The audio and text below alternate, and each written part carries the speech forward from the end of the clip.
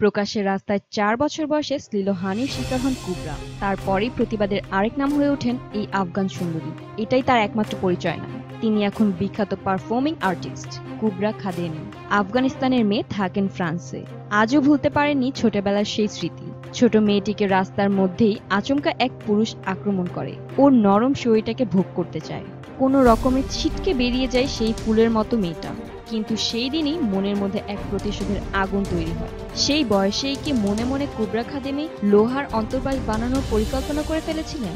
সত্যি, যেদিন বর্ম পরে প্রকাশ্যের রাস্তায় ঘুরেছিলেন, কুবরা সেদিন বলেছিলেন, ছোটবেলাতেই আমার অন্তর্বাস লোহার হলে ভালো হতো। সেই ৪ বছরের স্মৃতি বয়ে ২০ বছর পর সত্যি একদিন লোহার বর্ম বানিয়ে ফেলেন আফগানিস্তানের কুয়েতি শহরের মেয়ে কুবরা। না, শুধু নিজের জন্য নয়, তিনি যেন সেদিন পুরুষের লোভের হাত থেকে রক্ষা না পাওয়া সব মেয়েদের প্রতিবাদের ভাষা হয়ে উঠেছিলেন, যার জেরে তাকে দেশ ছাড়তে হয়েছে। কুবরার অভিযোগ ছিল, আফগানিস্তানে বোরখা পরা রমণীরাও পুরুষের লোভের স্পর্শ থেকে রক্ষা পান না, তাদের সকলেরই দরকার লোহার বর্ম। ঠিক এই কথাটা বলতে চেয়েই মেয়েদের প্রতিরক্ষার পোশাক বানিয়ে আলোচনায় আসেন কুবরা। বারবার প্রকাশ্যে শারীরিক নির্যাতনের শিকার হতে হয়েছে।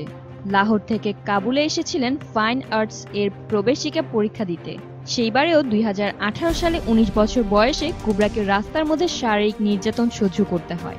বুকের ভেতর প্রতিবাদের আগুনটা আরো গনগনে হয়ে ওঠে। আর ২০০৫ সালে সেই প্রতিবাদী ভাষা হয়ে ওঠে বর্ম পরা একক মিছিলে। কাবুলের রাস্তায় ২৬শে ফেব্রুয়ারি ২০১৫-এর সেই মিছিলের পরে অনেক ব্যঙ্গ বিদ্রূপ সহ্য করতে হয়।